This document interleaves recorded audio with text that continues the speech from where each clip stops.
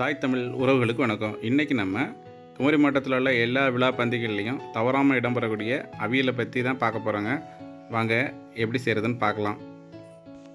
இந்த கூட்டோட ஸ்பெஷல் என்னென்னா, குமரி மண்ணில் விளையக்கூடிய எல்லா காய்கறியுமே இதில் பயன்படுத்தியிருப்போம், பாவக்காயை தவிர்த்து. நாங்கள் இப்போ எடுத்து வச்சுருக்க காய்கறியை பார்த்தாலே உங்களுக்கு தெரியும் எவ்வளோ காய்கறியை பயன்படுத்தியிருக்கோன்ட்டு. அடுத்த முக்கியமான ஒன்று என்ன பார்த்திங்கன்னா, காய்கறியை கட் பண்ணுறது. இதை கட் பண்ணும்போது நீல வாக்கிலேயே கட் பண்ணோம். இப்போ பார்த்தீங்களா நாங்கள் எப்படி கட் பண்ணுறோன்ட்டு. இது மாதிரி எல்லா காய்கறியுமே நீல வாக்கில் கட் பண்ணணும். அப்போ தான் பார்க்குறதுக்கும் அழகாக இருக்கும், அதே நேரத்தில் வேகும்போதும் சேர்ந்து வேகும். அடுத்து பார்த்திங்கன்னா, இப்போ கட் பண்ண காய்கறியை தண்ணியிலேயே போட்டு வச்சுக்கோங்க. ஏன்னா நிறைய காய்கறி கட் பண்ணுறோம். ஒரு சில காய்கறியை தண்ணியில் போடக்கூடாது. அது பார்த்திங்கன்னா இந்த இதில் நாங்கள் இப்போ காமிக்கிறேன் இல்லையா, இதுதான். அடுத்து அரைக்கிறதுக்கு ஒரு முழு பூண்டு, 5 பச்சை மிளகாய், 5 சின்ன வெங்காயம் போட்டு கொரகொரப்பாக அரைச்சி வச்சுக்கோங்க. அடுத்து ஒரு கடாயில் 2 டேபிள் ஸ்பூன் தேங்காய் எண்ணெய் போட்டு கடுகு தாளிச்சிக்கோங்க. அடுத்து நம்ம ஏற்கனவே நறுக்கி வச்சுருக்க வெங்காயத்தையும் மோர் மிளகாயம் போட்டுட்டு நல்லா வதக்கிக்கோங்க. இது கொஞ்சம் நல்லா வதங்கி வந்ததுக்கப்புறம் ஏற்கனவே நறுக்கி வச்சுருக்கக்கூடிய தக்காளியும் போட்டு நல்லா வதக்கிக்கோங்க. இதுவும் நல்லா வதங்கி வந்ததுக்கப்புறம் நம்ம ஏற்கனவே அரைச்சி வச்சுருக்கக்கூடிய பூண்டு பச்சை மிளகாய் பேஸ்ட்டையும் போட்டு நல்லா வதக்கிக்கோங்க. இதையும் நல்லா வதங்கி வந்ததுக்கப்புறம் நம்ம ஏற்கனவே கட் பண்ணி வச்சுருக்கக்கூடிய காய்கறிகளை ஒன்று ஒன்றா போட்டுக்கலாம். இப்போ பார்த்தீங்களா, இதை போடுறோம் இல்லையா, இதை அந்த தண்ணியிலேருந்து எடுத்து அப்படியே போடலாம், ஒன்றும் பிரச்சனை இல்லை. அடுத்து 2 டீஸ்பூன் மஞ்சள் தூளும் 2 டீஸ்பூன் உப்பும் போட்டு அப்படியே மூடி வச்சு வேக வைக்கலாம்.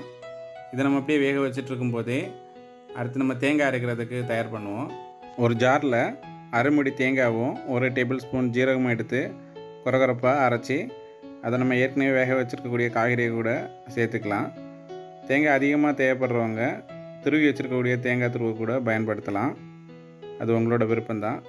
அடுத்து நம்ம எல்லாத்தையும் நல்லா கிளறி விட்டுக்கணும். இதில் முக்கியமான விஷயம் என்னென்னா, அடிப்பிடிக்காமல் அப்பப்போ கிளறி விட்டுட்டே இருக்கணும். அப்போ தான் எல்லா இடமும் வெந்து வரும். இப்போ பார்த்திங்களா, நல்லா வெந்துடுச்சு. நாங்கள் தண்ணி எதுவுமே விடலை, இந்த காய்கறியில் இருக்கக்கூடிய தண்ணியிலேயே இது வெந்துட்டுருக்கு. இதில் நீங்கள் நல்லா கவனிச்சிங்கன்னா ஒன்று தெரியும், நாங்கள் புளி தண்ணி விட்டுருக்க மாட்டோம். ஏன்னா நம்ம இதில் மாங்காய் சேர்த்துருக்கோம். மாங்காய் சேர்க்கலைன்னா புளி தண்ணி சேர்த்துருக்க வேண்டியிருக்கும். ஸோ இது இப்போ நல்லா வெந்து வந்துட்டுருக்கு, உங்களுக்கு பார்த்தாலே தெரியும். இப்போ நம்ம உப்பு செக் பண்ணிக்கலாம். உப்பு தேவைன்னா உப்பு போட்டுக்கலாம். உப்பு நம்ம தேவையான அளவு சேர்த்ததுக்கப்புறம் இதை நல்லா கிளறி விட்டுட்டு 2 டீஸ்பூன் தயிரையும் சேர்த்து நல்லா கிளறி விட்டுக்கணும். இது நல்லா கிளறி முடிக்கும் போதே நமக்கு அப்படியே ஒரு மனம் வரும், அப்படியே சாப்பிட்லாம் போல் இருக்கும்.